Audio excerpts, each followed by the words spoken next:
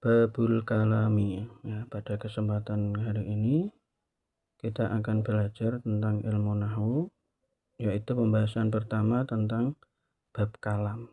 Ya, apa itu kalam? Al-kalamu huwal lafzul murakkabu al-mufidu bil wad'i.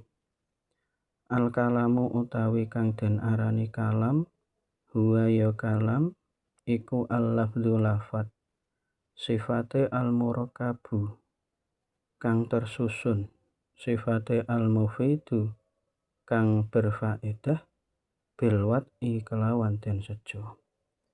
Jadi yang dinamakan kalam itu adalah lafat yang tersusun dari dua kalimat atau lebih yang memberikan suatu faedah atau biasanya dikatakan yang memahamkan, bil wad'i, dan secara pengucapannya itu diucapkan dengan sengaja. Jadi kumpulnya kalam atau syarat daripada kalam itu ada 4. Yang pertama adalah lafaz, yang kedua yaitu murakkab, yang ketiga al-mufid, dan yang keempat bil wad'i. Nah, lalu apa yang dinamakan lafaz, apa yang dinamakan murakkab, apa yang dinamakan mufid, dan apa yang dinamakan bil wad'i? Nah, ya, kita bahas satu-satu. Yang dinamakan lafaz, ya, menurut kitab di Mukhtasarun Jiddan ini dikatakan fal-lafzu huwa sautu al-mustamilu ala ba'dil hurufil hijaiyah. Jadi yang dinamakan lafaz adalah suara yang mengandung sebagian huruf hijaiyah. Niku yang dinamakan lafaz. Jadi suara perkataan seseorang atau ucapan seseorang yang mengandung sebagian huruf hijaiyah. Seperti contoh ini, Zaid. Nah, Zaid ini, lafaz Zaidun ini dinamakan lafaz. Sebab apa? Lafaz Zaid ini merupakan suatu ucapan, ya, suatu perkataan yang mengandung huruf za, huruf ya, dan huruf dal.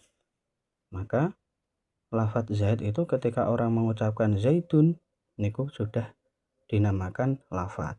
Karena pada lafaz Zaid itu sudah mengandung sebagian huruf hijaiyah, yaitu huruf za, huruf ya, dan huruf dal.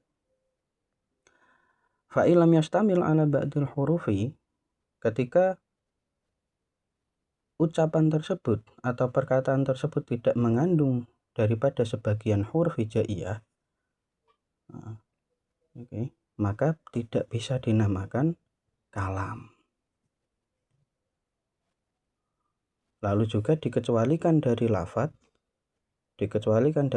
maka mufidan walam yakun lafdun kal isyarah wal kitabah ila akhir fala tusamma kalaman. Dikecualikan daripada lafaz juga adalah suatu perkara yang memahamkan, ya, suatu perkara yang memahamkan tetapi tidak diucapkan atau tidak dilafadzkan. Walam yakun lafdun ini tadi tidak dilafadzkan, seperti isyarah, petunjuk, wal kitabah atau tulisan. Nah, kita paham tentang hal tersebut tetapi itu tidak dilafadzkan, maka tidak bisa dinamakan kalam karena tidak dilafadzkan tadi. Atau ketika kita mendengar suara tapi tidak mengandung sebagian huruf hijaiyah, maka juga tidak bisa dinamakan lafaz.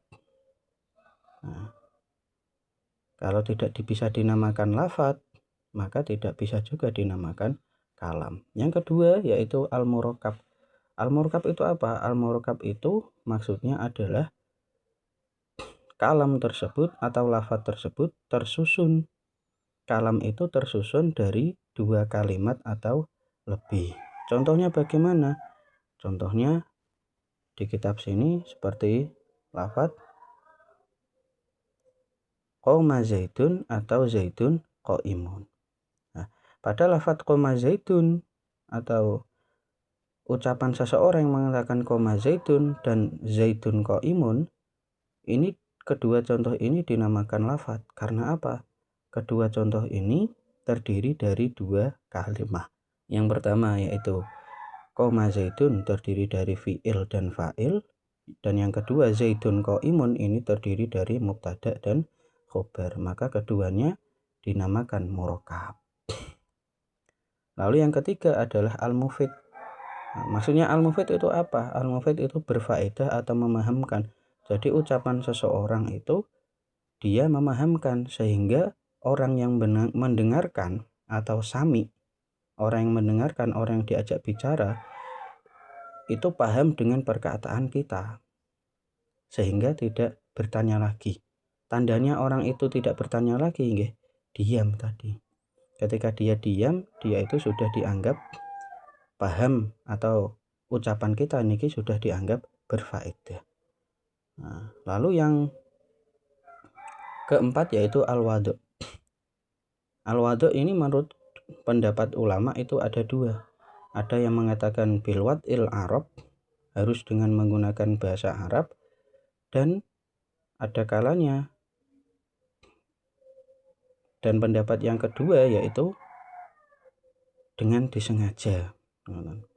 Jadi secara sadar kita mengucapkan hal tersebut, bukan tidur terus ngelindur, lah itu tidak bisa dinamakan kalam karena tidak sengaja. Atau orang yang mabuk, orang yang mabuk itu perkataannya dia mengatakan sesuatu perkara itu tidak disengaja atau tidak sadar, maka tidak bisa dinamakan kalam. Lah ini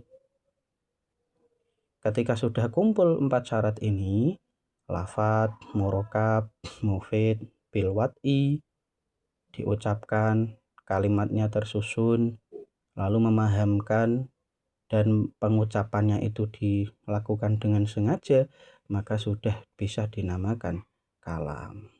Oke, terima kasih.